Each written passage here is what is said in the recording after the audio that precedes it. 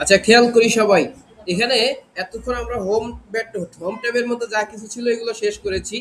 Insert ট্যাবের মধ্যে আসলে প্রথমেই দেখেন আছে কভার পেজ, তারপরে আছে পেজ ব্রেক, তার ব্ল্যাঙ্ক পেজ, পেজ ব্রেক, এই তিনটা অপশন এখানে আছে। প্রথম পেজ গ্রুপের মধ্যে কি কি আছে? কভার পেজ, ব্ল্যাঙ্ক পেজ এবং আছে পেজ ব্রেক। কভার পেজের কাজ কি? আমাদের মূল পেজগুলোকে একটা কভার দিয়ে রাখা। সাপোজ আমরা একটা টার্ম পেপার লিখছি অথবা আমরা একটা অ্যাসাইনমেন্ট করেছি, ওইটাকে উপর থেকে আরেকটা এক্সট্রা পেজ নিয়ে ওটাকে কভার করে রাখা, এটা হলো কভার পেজের কাজ। এই কভার পেজ সবসময় সবগুলো পেজের উপরে আসে। আপনি যেখানেই দেন না কেন, এখানে যদি কভার পেজের মধ্যে ক্লিক করেন, দেখেন কভার পেজের মধ্যে ক্লিক করে দিলেই আপনি এরকম কিছু কভার পেজ স্টাইল ডিজাইন কিছু আপনি খুঁজে পাবেন।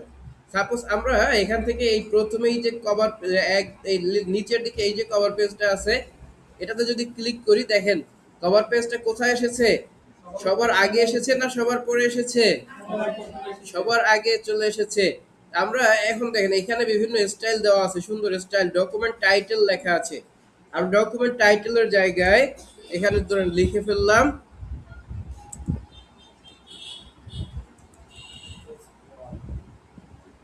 ওয়ার্ড ক্লাস, ঠিক আছে? আপনারা এখানে ডকুমেন্ট সাবটাইটেল, এই জায়গাটাতে আপনার নাম লিখে দিতে পারেন।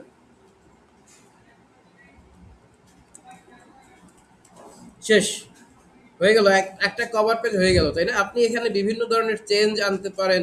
ধরেন এই লেখাগুলোকে আপনি সুন্দর করে এই হোম বাটনে গেলে আমরা এখানে স্টাইল দেখছি না, বিভিন্ন ধরনের কালার দেওয়া যায়, তারপরে এখান থেকে স্টাইল দেওয়া যায়, দেখেছিলাম না গতকালকে? এইরকম করে আপনি এখান থেকে একটা সুন্দর স্টাইল লিখে দিয়ে দিতে পারেন। ঠিক আছে, এখানে আপনি হোম বাটনের যত স্টাইল শিখেছেন সব স্টাইল আপনি লেখার মধ্যে অ্যাপ্লাই করতে পারেন এখন। কারণ এইটাকে ক্লিক করলাম, এটা আরেকটু বড় করতে চাইলে এই যে বড় করে দিলাম। তারপরে এখানে আর কি আছে, এখান থেকে সাপোজ আমরা একটু আউটলাইন কালারটাকে এরকম ব্ল্যাক করে দেই, অথবা রেড কালার করে দিতে পারেন। এই ডার্ক রেড করে দিলাম আউটলাইনটাকে।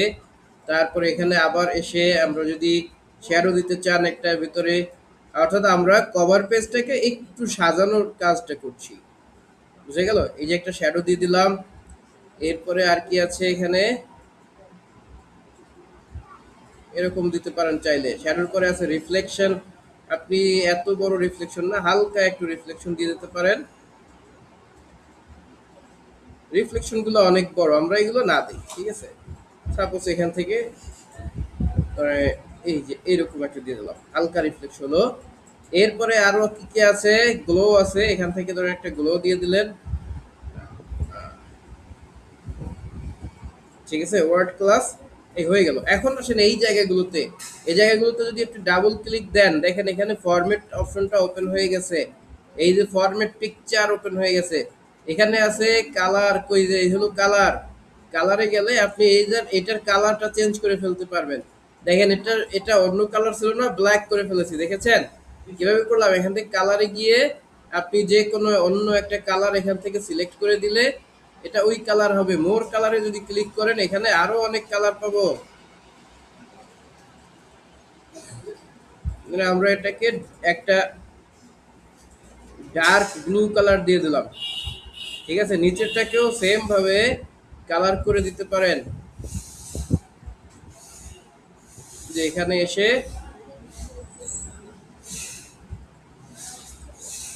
ডার্ক ব্লু কালারটা সেট করে দিলাম, শেষ।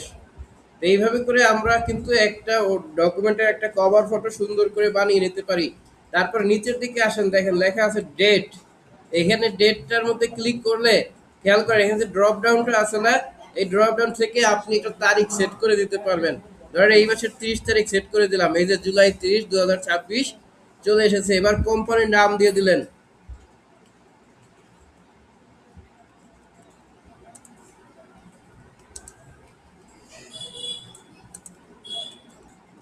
ঠিক আছে, এরপর ধরেন কোম্পানির অ্যাড্রেস দিয়ে দিলেন আপনি।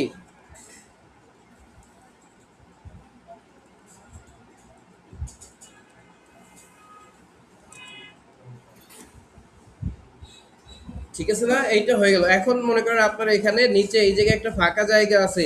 এই ফাঁকা জায়গাটাতে আপনি একটা ছবি ইনসার্ট করে দিবেন। ছবি কিভাবে ইনসার্ট করে? ধরেন আপনার ছবি দিলেন, অথবা আপনার কোম্পানির লোগো দিলেন, অথবা আপনার কলেজের একটা সুন্দর ছবি এখানে দিয়ে দিলেন, তাই না? যেহেতু আপনি কলেজের একটা অ্যাসাইনমেন্ট জমা দিচ্ছেন। সাপোজ আমি এখানে ধরেন একটা কলেজের ছবি নিয়ে আসি আগে। সার্চ করে কি করলাম, এই যে একটা,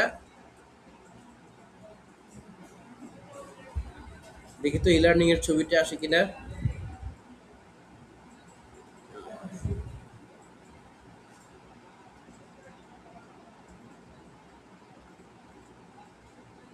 এই যে ছবি আছে, তাই না?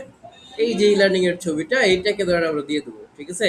এইটা হলো আমাদের ই লার্নিং এর হেড অফিস, বুঝছেন? এটাতে ক্লিক করে একটু নতুন একটা জায়গা ওপেন করলাম, এই যে চলে আসছে। তো এইটাকে আমরা ধরেন দিয়ে দেবো হলো কভার পেজের ওই মাঝখানের ফাঁকা জায়গাটাতে একটু দিয়ে দিতে চাই। দেওয়ার জন্য এটাকে কি করব, এটা আমরা দুইভাবে নিতে পারি। এভাবে রাইট বাটন ক্লিক করে সেভ ইমেজ দিতে পারি, অথবা একটা স্ক্রিনশট দিয়েও নিতে পারি। আমরা রাইট বাটন ক্লিক করে যখন সেভ ইমেজ দেবো, দেখেন তো এই নিচের দিকে কি জেপিজি আসছে না পিএনজি আসছে? ওয়েব ডাব্লিউ বিপি ফাইল আসছে, ঠিক আছে? তো এই ফাইলটা আমরা সাধারণত দেখতে পাবো না, আমরা কি করবো এর জন্য একটা স্ক্রিনশট দিয়ে নেব কিবোর্ড থেকে।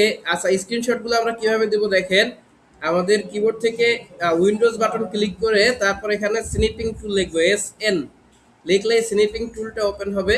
এটার মধ্যে ক্লিক করে দিলেই দেখবেন আপনার সামনে একটা নিউ অপশন পেয়েছেন, এই যে এরকম একটা অপশন পাবে, এটা নাড়াচাড়া করবে সব জায়গায়, ঠিক আছে? এখান থেকে নিউতে ক্লিক করে দিলে আপনার মাউসের কার্সরে একটা প্লাস আইকন হয়ে যাবে। এরপরে আপনার যতটুকু স্ক্রিনশট দেওয়া দরকার মাউস থেকে চেপে ধরে ড্র্যাগ করে ততটুকু জায়গা নিয়ে ছেড়ে দেবেন। ধরেন আমার এইটুকু দরকার, এইটুকু এনে আমি এখানে মাউসটা ছেড়ে দিলাম, তাহলে এই জায়গাটুকু আমার এই যে স্ক্রিনশট হয়ে গেল।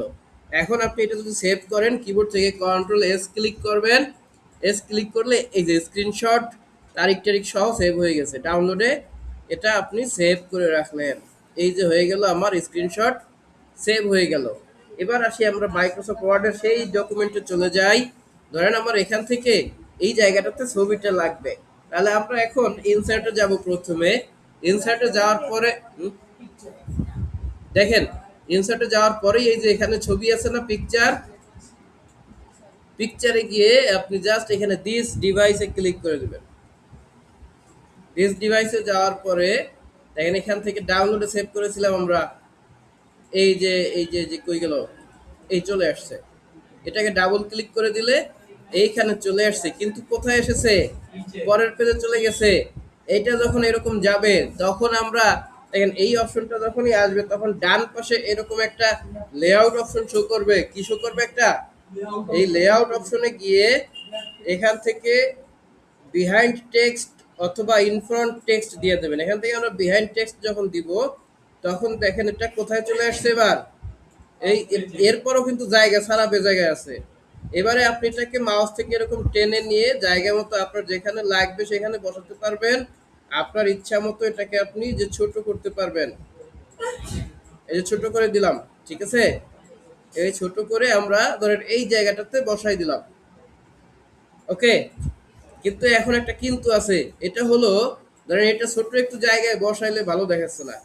আমাদের মনে করেন এই জায়গাটা এখান থেকে শুরু করে এ পর্যন্ত লম্বালম্বি ভাবে শুধু এই পিকচারটাই থাকবে। কি করব তাহলে? ধরেন এটাকে এই বরাবর আমরা বসিয়ে দিয়েছি, ঠিক আছে? কিবোর্ড থেকে যদি অল্টার ধরি, অল্টার না সরি, যদি কন্ট্রোল ধরি, কন্ট্রোল ধরে এটাকে যদি টান দেই তাহলে দেখবেন এটা দুইটা হয়ে গেছে। কয়টা হয়েছে? দুইটা হয়ে গেল। এই দুইটা যখন হলো তখন দেখেন এখান থেকে এই জায়গাটাকে আমরা একটু রোটেট অপশনে ক্লিক করব। দেখেন এই যে রোটেট আছে না, উপরের দিকে দেখেন ইনসার্ট পিকচার ফরম্যাট যখন চালু হয়েছে তখন উপরে একদম সামনে রাইট সাইডে দেখেন রোটেট একটা অপশন চালু হয়েছে।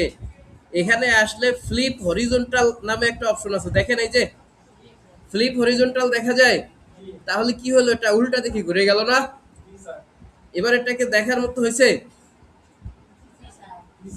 ওকে? তো এবার এটাকে ধরেন এখানেই থাকলো এটা, ওকে? এখন আমরা এইটাকে আরেকটা কন্ট্রোল ধরে এটাকে আরেকটা কপি করে এই পাশে নিলাম, কন্ট্রোল ধরে মাউস থেকে টান দিলেই এই পাশে চলে আসবে, বুঝছেন? এখন সাপোজ এটাকে আবার আমরা রোটেটে গিয়ে এই যে এটা করে দেবো কিটা ফ্লিপ হরিজন্টালি। দেখেন তো এবার বিল্ডিংটা কেমন হয়েছে। এখন আমরা এই তিনটা একসাথে সিলেক্ট করব। প্রথমটা সিলেক্ট করে শিফট ধরে দ্বিতীয়টা, তারপরে আবার শিফট ধরে তৃতীয়টা সিলেক্ট করলে এখানে দেখেন এই যে গ্রুপ অ্যাবস্ট্রাকশন আছে না, গ্রুপ, এই গ্রুপের মধ্যে ক্লিক করলে আবার গ্রুপে ক্লিক করবেন, তাহলে দেখবেন তিনটা মিলে একটা হয়ে গেছে। এখন এই তিনটা নাই আর, তিনটা কি হয়ে গেছে, একটা হয়ে গেছে। এখন এটাকে আমরা মিডলে রাখবো একদম, দেখেন উপরের দিকে আছে মিড অ্যালাইন, এই অ্যালাইনমেন্টে ক্লিক করে আপনি যদি এখান থেকে ডিস্ট্রিবিউট হরিজন্টালি এটা না, আপনি এখান থেকে করে দেবেন হলো অ্যালাইন সেন্টার। সেন্টার করলে দুই পাশে সমান জায়গা নিয়ে ঠিক মাঝখানে এটা ফিট হয়ে যাবে।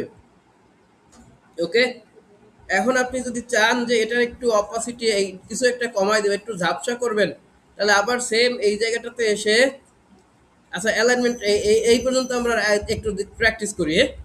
দেখেন আমরা কিভাবে একটা কভার পেজ নিয়ে আসলাম, এইটা একটু প্র্যাকটিস করেন সবাই। কভার পেজ নিয়ে একটু কাস্টমাইজ করার চেষ্টা করেন, তাহলে আমরা কভার পেজের বিষয়টা শেষ করলাম।